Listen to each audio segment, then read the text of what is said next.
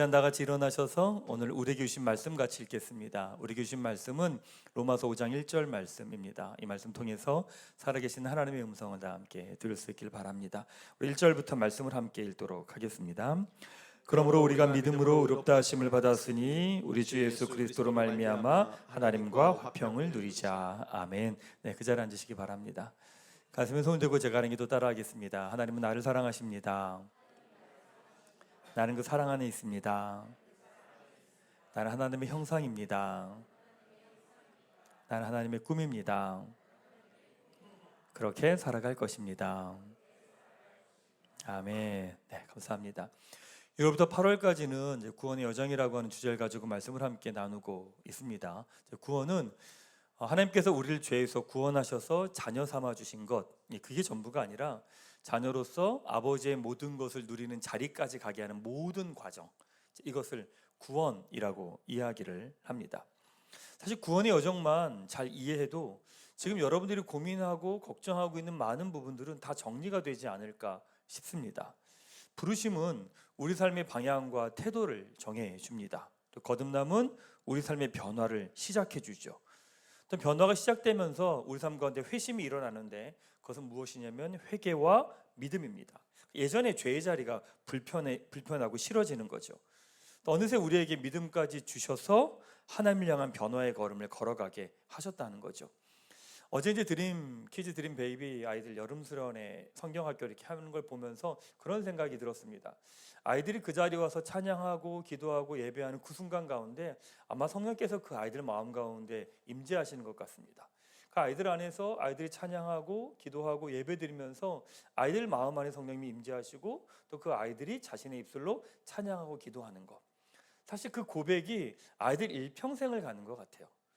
저희 교회 분들도 보면 교회 처음 오신 분들이 이렇게 보면 중간에 처음 교회 다니신 분들도 많지만 사실 어릴 때 교회 다녔던 분들이 꽤 많이 있습니다. 그러니까 어릴 때 그렇게 들었던 거죠. 또 듣고 고백하고 했던 그 모든 것들이 마음 가운데 담겨서 어느 때가 되면 성령께서 또 세미한 음성으로 말씀하시면 그 음성을 듣고 교회로 오기도 하고 또 신앙이 성장하는 그 과정들을 이렇게 걸어가는 것 같습니다. 근데 구원의 여정에 대한 말씀을 여러분하고 계속 나누고 있는데 구원의 여정에 우리가 한 게 아무것도 없는 거예요. 부르심도, 그 다음에 거듭남도, 회심도, 회개나 믿음도, 심지어 오늘 나누게 될 칭의까지 우리가 구원의 과정에 우리가 한 게 아무것도 없는 거예요. 그러니까 내가 잘나서, 내가 신앙이 좋고 내가 믿음이 좋아서 이 자리에 있는 게 아니라 하나님이 우리를 이 자리까지 오게 하셨다는 거죠. 그래서 여러분들이 성령께서 여러분의 변화의 걸음들을 시작하셔서 걸어가고 있기 때문에 여러분들이 예전의 삶의 방식으로 살아가면 불편하실 거예요. 약간 좀 버거우실 거예요. 왜냐하면 성령님은 여러분들 이쪽 방향으로 지금 이끌어가고 계시거든요. 근데 난 내가 살아왔던 이쪽 방향으로 가려고 하면 되게 불편해집니다. 왠지 마음이 침체가 됩니다. 희한하게 별 문제 없는데 마음이 불안한 마음이 듭니다. 그게 왜 그런 거냐면 내 안에 계신 성령님과 다른 방향으로 가고 있기 때문에 그렇죠. 그래서 많은 분들이 이 단계에서 신앙이 멈춥니다. 키가 무엇이냐? 하나님이 어떤 분이시냐를 알아가야 되는데 알아가지 않는 거예요. 믿음은 있어요. 근데 그 믿음의 내용을 채워가지 않는 거죠. 하나님을 알아간다는 것은 내 삶의 지경이 넓어진다는 이야기입니다. 그래서 하나님을 알아가는 걸 멈추면 사람이 자기 방어적이 됩니다. 그 낯선 것은 다 끊어버립니다. 예전에 어떤 분을 뵈면 되게 궁금한 게 하나 있었어요. 뭐냐면 그분은 믿음과 신앙이 되게 좋으신 분이셨거든요. 되게 믿음이 좋고 신앙도 되게 좋으신 것 같은데 자녀들이 너무 자기 방어적이고 그 다음에 변화를 싫어하고 그 다음에 새로운 거에 대해서 차단하는 거예요. 되게 특이하다. 되게 궁금했었어요. 저분은 부모는 신앙이 되게 좋은데 자녀들은 왜 무기력하고 그 다음에 새로운 것에 변화를 싫어하고 낯선 것에 딱 차단하고 낯설다? 그러면 아예 피해버리는 거예요. 이게 뭘까? 왜 이런 모습이 나오지? 이제 시간이 지나면서 알았어요. 그게 뭐냐면 그분이 가지고 있는 신앙이 자신만의 색깔이 너무 선명한 거예요. 그러니까 신앙이 한쪽으로 너무 치우쳐져 있는 거죠. 그러니까 자기가 알고 있는 하나님 상이 있습니다. 근데 그 하나님 상에서 벗어나면 사람하고 대화를 하지 않아요. 다른 이야기라면 딱 차단해 버리는 거죠. 근데 자기만 그러면 상관이 없는데 자신의 자녀들까지 그렇게 한 거예요. 자기가 차단하면서 동시에 자녀들도 들으면 안 돼, 가지마 하면 안 돼 라고 딱 끊어 버리는 거죠. 여러분, 사실은 하나님을 알아간다는 건 나를 알아가는 거고 타인을 알아가는 거고 세상을 알아가는 겁니다. 그래서 하나님을 알아가면 알아갈수록 내 삶에 주어진 것들을 더 풍성하게 누리게 됩니다. 그래서 하나님을 알아가는 사람에게 나타나는 특징이 있다고 예전에 말씀드렸습니다. 그게 뭐냐? 공부입니다. 왜냐하면 내가 있는 분야에서 하나님을 알아가다 보면 그 하나님께서 나의 삶의 자리에서 나를 부르신 그 자리에서 풀어놓으신 은혜가 무엇인지를 알아가고 싶게 되거든요. 내 분야에 대한 눈을 열어주시거든요. 그러니까 내가 하고 있는 분야에서 단순하게 내가 돈을 벌고 먹고 사는 게 전부가 아니라 그 자리에 두신 하나님의 마음과 생각이 무엇인지가 궁금해지거든요. 그래서 자연스럽게 공부를 하게 되어 있습니다. 신앙은 자기 생각을 확인하는 게 아니라 끊임없이 깨트리는 겁니다. 장신대에서 종종 강의하러 갈 때가 있으면 신학교 1학년들 이렇게 만나는 일들이 있습니다. 신학생들이 얼마나 대단한지 믿음 장난 아닙니다. 최고입니다. 성경도 얼마나 열심히 잘 아는지 대단합니다. 보통 신학교 들어갈 때 그 준비할 때 저도 그랬는데 구약을 3일에 한 번씩 읽습니다. 구약을 3일에 한 번씩 읽고 신약을 매일 읽습니다. 그리고 이제 시험을 보는 거예요. 뭐 성경치 장난 아니죠. 뭐 물어보면 탁탁 다 대답해요. 전 지금은 장난이에요. 큰일이에요. 잘 모르겠어요. 기억이 안 나요. 요즘에는 기억이 잘 안 나요. 우리 교회에서 성경을 제일 잘하는 게 누굴까? 음전쌤 제일 잘 알아요. 저 물어보지 마세요. 저한테 오지 마세요. 저희 가물가물해요. 이제 음전쌤한테 가서 물어보시면 제일 잘 아실 겁니다. 그러니까 대단합니다. 뭐 믿음도 충만합니다. 근데 그분들한테 강의할 때 그런 이야기 합니다. 뭐라고 말하냐면 신학교 3년 다니는 동안 해야 될 게 있습니다. 그게 뭐냐?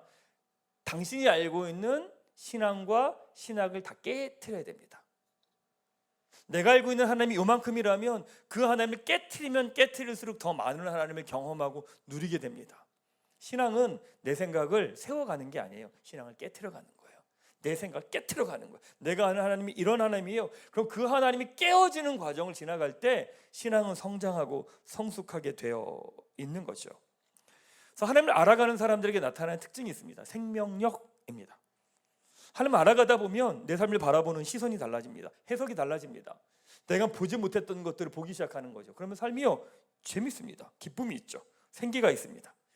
사랑 우리 교회 가족들이 시간이 갈수록 하나님을 알아가는 기쁨을 더 깊이 누리시게 되기를 바랍니다. 자, 구원의 여정에 대해서 나누고 있습니다. 부르심, 거듭남, 회심. 회심은 회개와 믿음으로 구성되어 있다고 했죠. 그 다음이 바로 칭의입니다. 자, 오늘 이 부분을 좀 여러분하고 나누려고 합니다.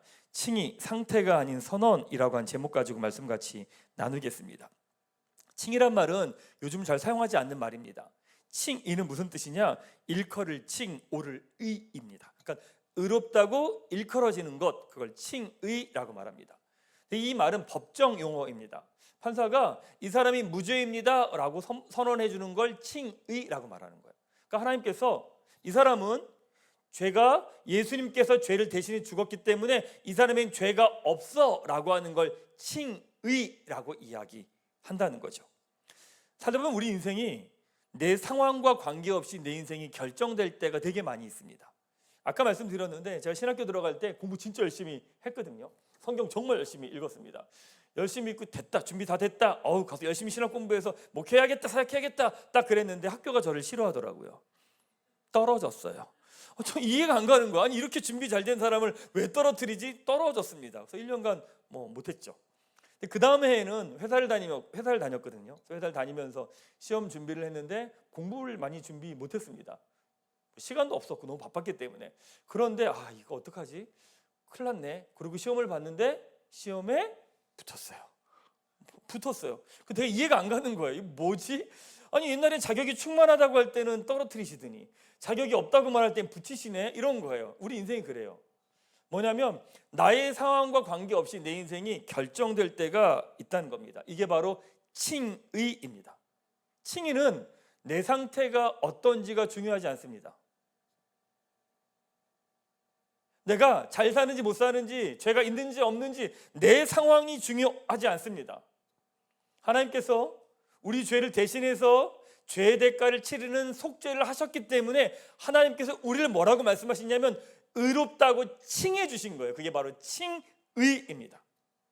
오늘 본문 말씀에 이렇게 기록하죠. 1절 말씀 같이 한번 읽도록 하겠습니다. 그러므로 우리는 믿음으로 의롭다 하심을 받았으므로, 하나님이 우리를 의롭다고 하신대요. 그걸 뭐라고 말하느냐? 칭의예요. 그러니까 성도님들과 같이 이야기를 나누다 보면 그런 이야기 하세요. 여러분 의로우십니까? 라고 말하면 어우 저 의롭죠 이렇게 말해요. 어디가 의로우십니까? 여러분 어디가 의로우십니까? 그럼 여러분의 답은 뭐예요? 어디가 의로우십니까? 우리가 의로운 이유가 어디 있는 거예요? 하나님이 우리를 의롭다 하셨기 때문에 의로운 거예요. 여러분 우리에게 우리 자체에겐 의로움의 근거가 없어요. 왜? 우리 모습을 너무 잘 알거든요. 우리 안에 선한 게 없어요. 우리 안에 자기중심적이고 욕심있고 탐욕있고 더럽고요, 생각하는 모든 것도 다 이기적이고 자기중심적이에요. 우리에게 의롭다고 할 근거가 없어요. 근데 우리가 의롭다라고 하는 근거가 뭐예요? 하나님이 우리를 의롭다고 하셨기 때문에 우리가 의롭다는 거죠. 자, 두 가지를 좀 나누겠습니다. 칭의에서 기억해야 될 게 두 가지입니다. 첫 번째, 칭의는 나의 상태가 아니라 하나님의 선언입니다. 우리가 의롭다고 하면 우리는 죄책감을 느낍니다. 왜요? 의롭지 않은 거 아니까. 의롭지 않은 거 아니까. 나의 지난 시간에 나의 죄악들, 나의 생각들, 나의 더러운 것들, 남들은 아무도 모르지만 나는 알잖아요. 난 알잖아요.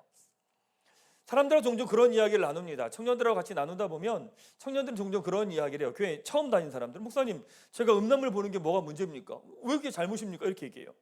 왜? 누구에게 해끼치는 거 아니잖아요. 누구에게 나쁜 거 주는 거 아니잖아요. 그냥 나 혼자 보고 즐기는 건데 이게 왜 죄입니까? 이런 이야기를 해요. 제가 뭐라고 말하면 이렇게 말해요. 아무도 안 봐요? 왜 아무도 안 봐? 내가 보잖아. 자기가 보잖아요. 내가 내 모습을 보는데 마음에 안 드는 거예요. 그러니까 이런 거죠. 자존감이 높지 않은 사람들의 특징이 이겁니다. 내가 날 볼 때 마음에 안 드는 거예요. 그러니까 내가 날 볼 때 마음에 안 드는 행동들이 너무 많아요. 그럼 당연히 자존감이 높을 수 없겠죠. 그러니까 사단이 언제나 우리에게 그 부분을 공격해요. 하나님의 자녀라고 말하면 네가 자녀라고? 근데 너 쓰레기처럼 살잖아. 이렇게 얘기해요. 사단은. 새로운 피조물이라며? 근데 너 옛날 하던 짓 다 하잖아. 이렇게 얘기해요. 아니 기도 한 번 받은 줄 믿어? 근데 기도해도 안 주시잖아. 이거예요. 사단은 끊임없이 계속 나의 상태에 대한 이야기를 해요. 그래서 영적으로 성장할수록 어떤 일이 일어나냐면 내 모습이 더 보입니다. 영적으로 성장하다 보면 내 안에 있는 어두움들이 더 보이기 시작해요. 예전에는 다른 사람을 비난했어요. 저딴인가에 다 있어. 다른 사람을 비난해요. 왜? 나는 안 보이니까. 근데 영적 시야가 성장하다 보면 나의 어둠이 더 커 보이는 거예요. 그러니까 다른 사람을 비난하고 정죄하는 게 아니라 누굴 비난하냐면 자기 자신이 보이는 거예요. 자기의 죄악들과 더러움들이 더 보이는 거죠. 신앙이 성장해 가면 갈수록 뭐 때문에 힘드냐면 자기 때문에 힘들어요. 하나님을 신뢰하지 못하는, 하나님을 믿지 못하는 자기 안에 있는 어두움들이 보이기 때문에 사실은 더 힘든 겁니다. 근데 여러분, 우리의 의로움의 근거가 우리에게 있지 않다는 거예요. 바로 예수님의 십자가 대속에 있다라고 하는 거죠. 우리의 죄의 대가를 예수님께 대신 치르셨기에 우리에게 죄가 없어진 겁니다. 그러기에 하나님이 우리를 어떻게 하신 거예요? 의롭다고 칭하신 거예요. 자, 첫 번째, 칭의는요 나의 상태가 아니에요. 나의 상태가 아니라 하나님의 선언이라는 거예요. 자, 두 번째, 성화보다 칭의가 먼저라고 하는 겁니다. 여러분이 의롭다고, 내가 의롭다고 선포된 것은 무엇이냐면 근거가 나에게 있는 게 아니라 예수님께 있습니다. 우리는 이 과정 가운데 칭의 다음에 성화라고 이야기해요. 성화. 그러니까 뭐냐면 이런 거예요. 착하게 살고 괜찮은 사람이 되면 그때 너를 의롭다고 하신다. 그게 아니라는 거예요. 내가 착하고 봉사 잘하고 헌금 잘하고 예배 잘하고 사람들이 화내지 않고 착한 일을 하면 너를 의롭다고 해주겠다가 아니라는 거예요. 뭐가 먼저라는 거예요? 칭의가 먼저예요. 그 다음에 어떻게 살아야 되느냐에 대한 이야기가 다음 주에 나와요. 그러니까 여러분들은 이런 거예요. 늘 궁금한 게 뭐냐면 늘 하우투야. 그게 왜 그런 거냐면 자기계발서에 너무 영향을 받았기 때문에 늘 방법론에 대한 이야기를 해요. 근데 여러분, 방향이 정돈되지 않으면 방법론은 의미가 없어요.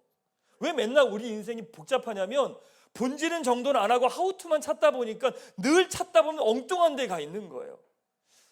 구원의 여정을 쭉 나누다 보면 선명하게 드러나지 않습니까? 우리가 한 게 아무것도 없어요. 여러분들이 이 자리에 와가지고 하나님께 예배드리고 하나님 자녀 됐다고 말하는데 여러분들이 한 게 아무것도 없어요. 그렇죠? 거듭남, 부르심부터 먼저군요. 부르심, 거듭남, 회심이 회개와 믿음, 그 다음에 칭의, 여기까지 우리가 한 게 있어요? 아무것도 없어요.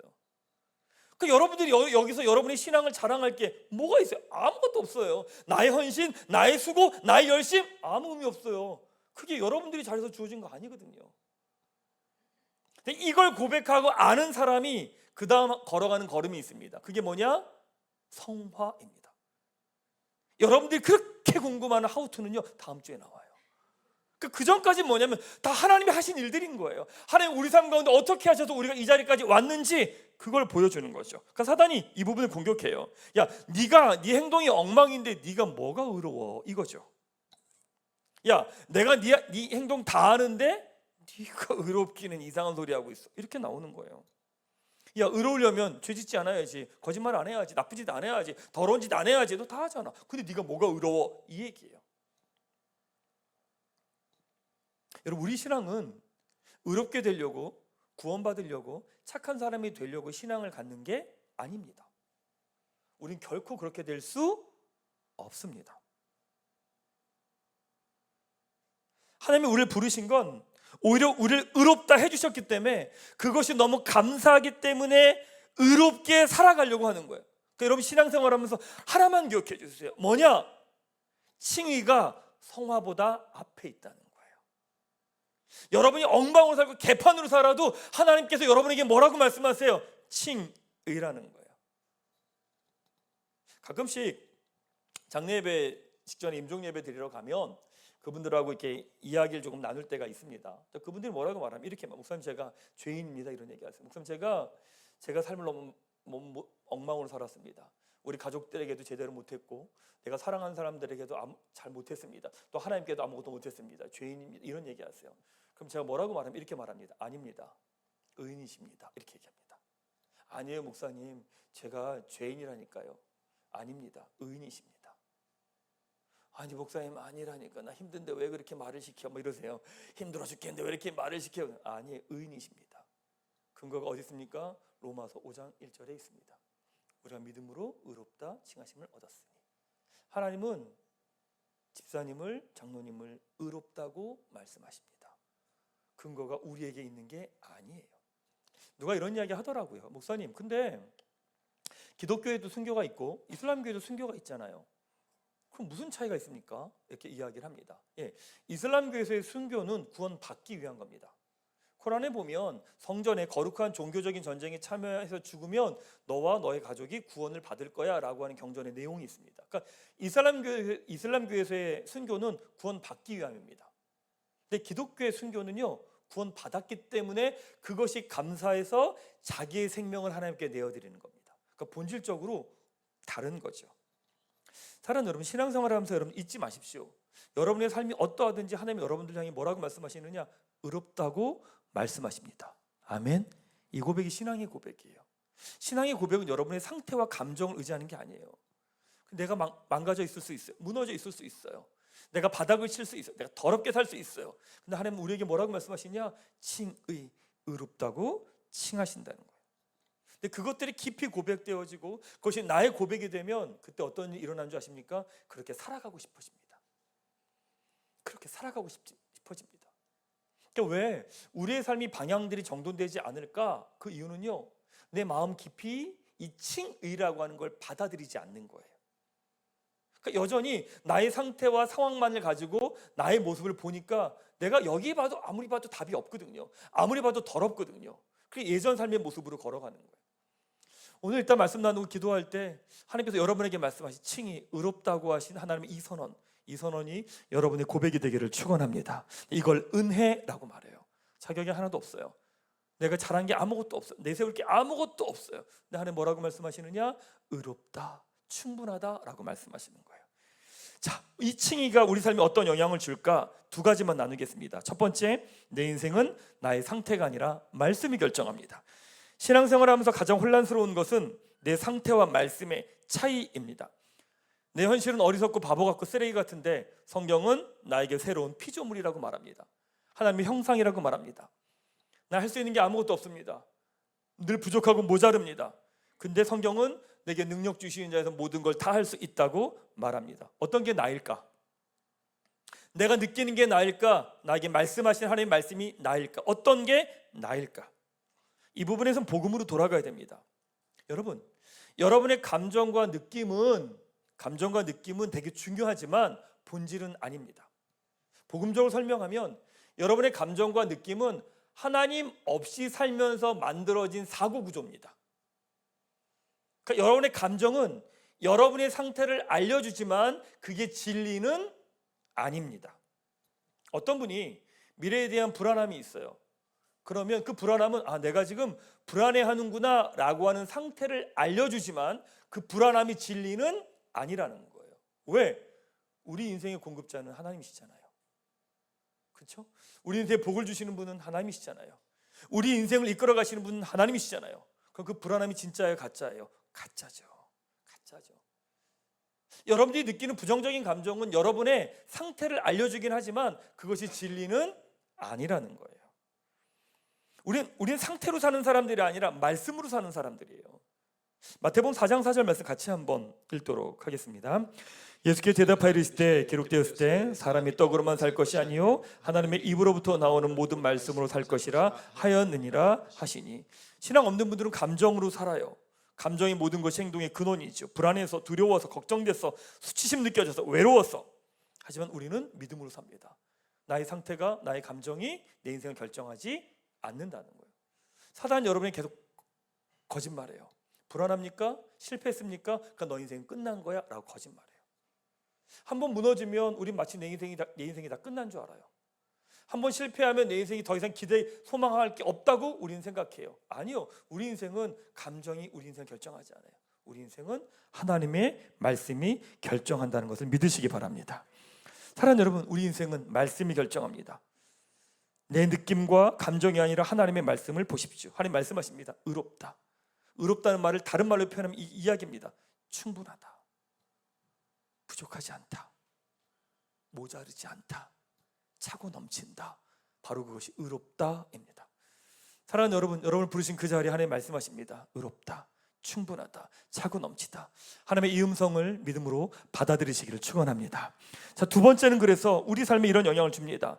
과거를 위해 살지 않아도 됩니다. 하나님께서 우리 인생을 칭히 의롭다고 해주셨기 때문에 우리 죄가 용서받았습니다. 그러게 새로운 삶이 주어졌죠. 그 말은 무슨 말이냐면 지나온 모든 시간과 지금의 삶이 단절되어 있다는 이야기입니다. 그러니까 지난 시간의 잘못의 대가를 지금 치르는 게 아니라는 거예요. 지난 시간의 부족함을 메꾸려고 내가 지금 보상하기 위해서 살아가려고 하지 않아도 된다는 거죠. 왜? 지난 시간의 모든 게 끊어졌으니까. 그게 칭의예요. 지난 시간의 모든 삶들은 하나님께서 정리해 주신 거예요. 이제 너를 의롭다고 해주셨기 때문에 지금 지난 시간과 앞으로의 삶은 다른 삶이에요. 여러분, 앞으로 여러분에게 주어진 지금 순간과 앞으로의 삶을 바라볼 때 과거의 나의 경험으로, 나의 지식으로, 나의 생각으로 지금의 순간을 보지 말라는 거예요. 왜? 우리에게 의롭다고 하셨으니까. 그러게 우리에게 주어진 게 뭐냐? 바로 지금 이 순간에서 다시 시작할 수 있는 거죠. 우리 안에 늘 그런 게 있어요. 늘 지난 시간에 머물러 있는 분들이 있어요. 지금 앞에 이야기를 이야기하는데 지난 시간에 실패 이야기를 하고요, 지난 시간에 실수 이야기를 하고요, 지난 시간에 죄악 이야기를 하고 있는 분들이 있어요. 아니요, 여러분들 새로운 피조물이라니까요. 이제 여러분들 이 자리에서 믿음으로 이 시간들을 걸어가는 거예요. 사랑하는 여러분, 지난 시간의 아픔과 실패를 만회하려고 여러분 인생을 이렇게 몸부림치지 마세요. 지난 시간에 우리 가정이 행복하지 않았어. 그래, 난 우리 가정을 행복하게 해야겠다고 그렇게 발버둥 치지 마세요. 우린요, 지난 인생으로 사는 사람이 아니에요. 지난 시간에 우리 가정이 경제적으로 어려움 겪어서 자기가 어릴 때, 그래서 내가 이제 그걸 만회해보겠다고 발버둥 치며 사는 인생이 아니라고요. 우리는 칭의는 너는 부족하지 않다는 거예요. 너는 충분하다는 거예요. 이제 너의 인생은 지금 이 자리부터 새로운 피조물로 살아가라는 거예요.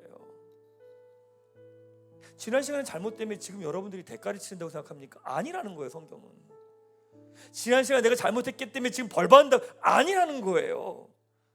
하나님께서 여러분에게 새로운 삶을 주셨다는 거예요.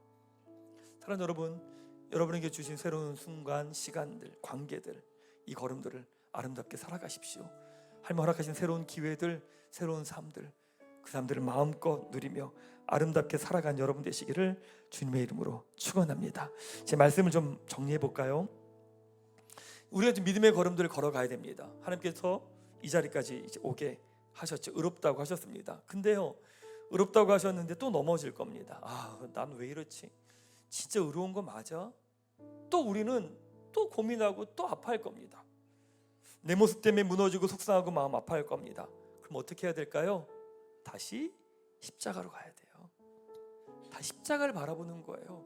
저 십자가에 나의 저주와 죄가 함께 죽은 거예요. 십자가에서 나의 지난 과거가, 나의 아픔과 눈물과 상처가 십자가에서 같이 못 박힌 거예요. 함께 죽었다. 그래서 우리 인생, 우리 가정 주의 보혈로 덮여 있는 거예요. 사랑하는 여러분 인생이요, 십자가의 보혈로 여러분들이 덮여 있음을 믿으시기 바랍니다. 여러분의 가정이, 여러분의 자녀가 십자가의 보혈로 덮여 있음을 믿으시기 바랍니다. 그러게 하나님이 우리를 보실 때 뭐를 보실까요? 주님의 보혈을, 피를 보는 거예요. 그러니까 뭐라고 말씀하세요? 의롭다 말씀하시는 거예요. 의로움의 근거는 우리에게 있지 않아요. 끊임없이 여러분 자신을 보면서 낙심하지 마세요. 우리 보면서 늘 낙심할 거예요. 우리에게 답이 없으니까 누구 보는 거예요? 주님 보면서 사는 거잖아요. 주님 보면서 사는 거예요. 여러분이 우리 인생 주의 보혈로 덮여 있는 인생입니다. 그러게 하나님이 우리를 보면서 너 의로워, 너 충분해, 모자르지 않아, 부족함 없어, 차고 넘쳐 말씀하시는 거예요.